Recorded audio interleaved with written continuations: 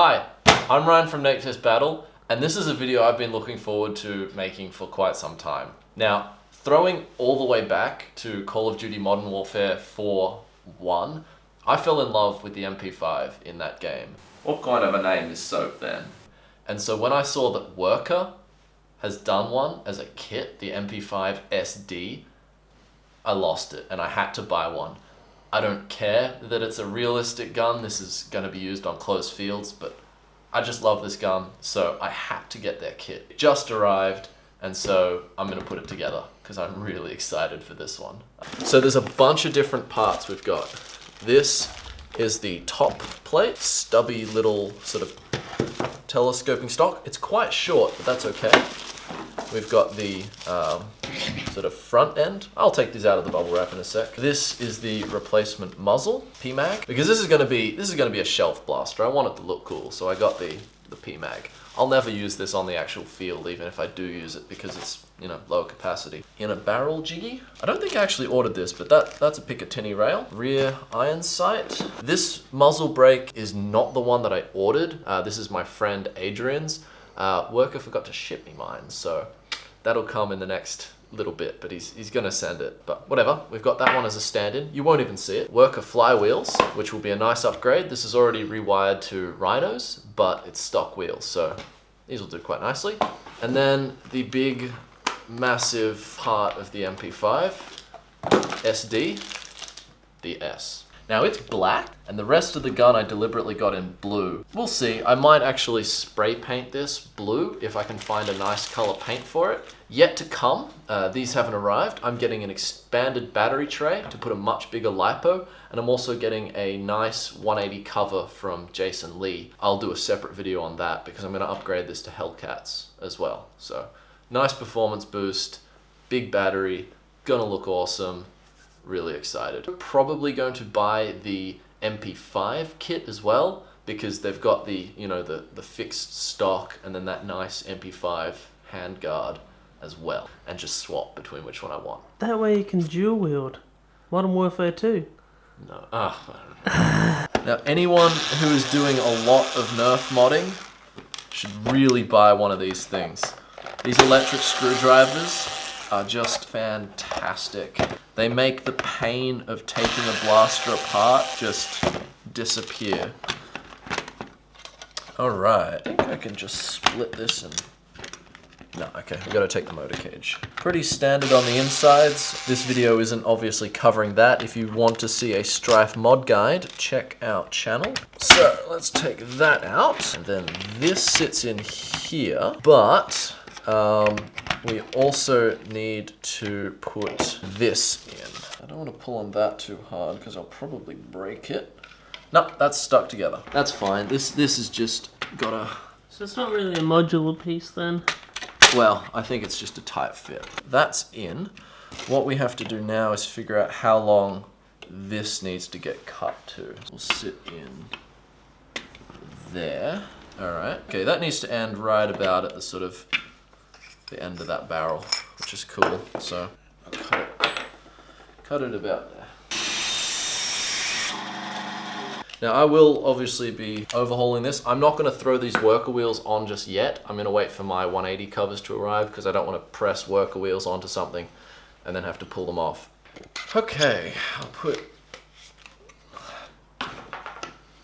that to about there. Come on. Alright, there we go.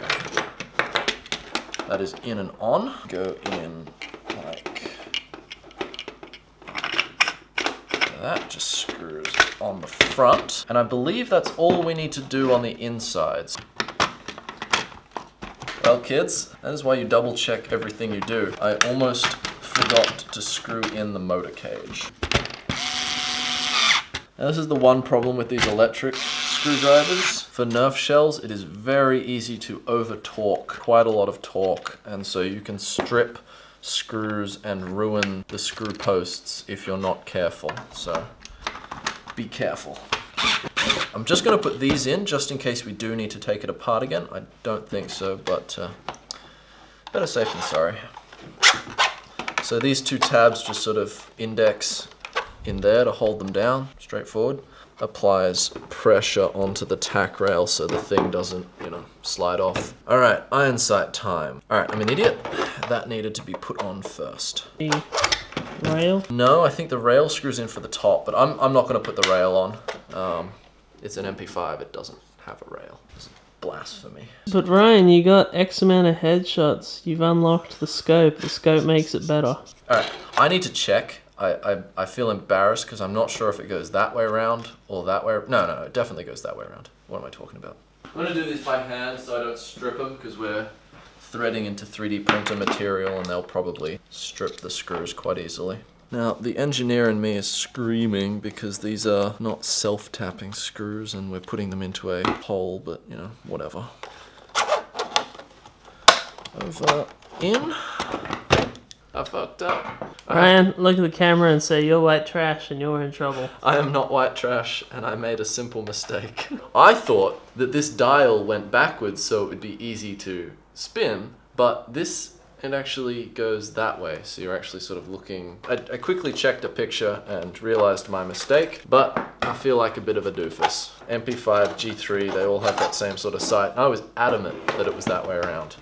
But, sometimes you're wrong. Couldn't leave it unfixed because I'm sure 1,000,001 10-year-old gun nerds would tell me that. It's not the same as Call of Duty, and that's my only experience with firearms. Exactly.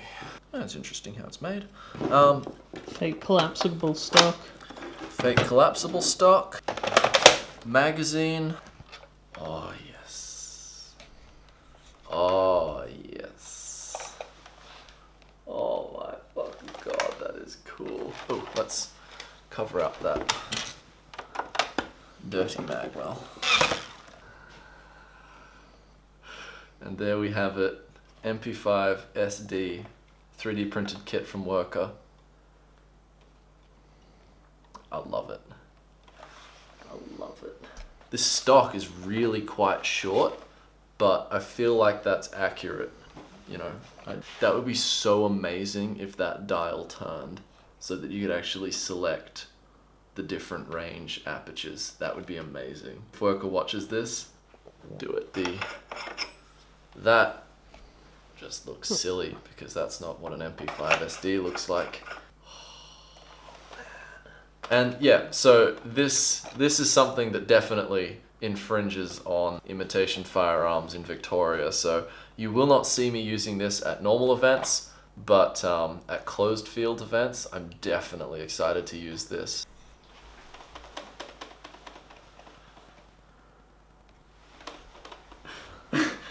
I don't know what else to do. I've always wanted the MP5, and I saw it, and I was like, I need it, so I bought it. This is a purchase that I do not regret. I don't think I'll be getting many more of these sort of realistic gun kits, but this is one that I just had to get when I saw it. The Strife itself, as I said, is just a simple rewired. If you want to see a guide on how to do that, check out the link in the description. We'll have our mod guide for this, which, if I do say so myself, is quite good. Or the card in the corner. Oh yeah. This will actually be upgraded to Hellcats. I've got a really nice cover and battery expander, but that is for another video. Until next time, I hope you enjoyed watching me enjoy putting my thing together. I'm Ryan, and I hope this has been just educational enough. Or more like... Now I can shoot Justin and no one will hear. Changing man. You gotta do that. No! Worker, you failed me. There's no charging handle. It's gonna bother him from now on. You ruined it. You ruined it for yourself. No, fuck you. I'm still really happy. It's gonna take me a while to get over this. It's gonna go right there.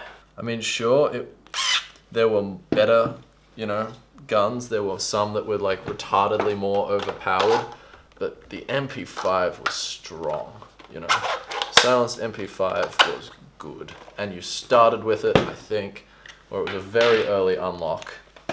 So, P90, man. Pardon? P90, man. P90 was definitely strong as well. It was just like, 50 mag. yeah, exactly. It was the I can't aim for shit gun. Yeah, my gun.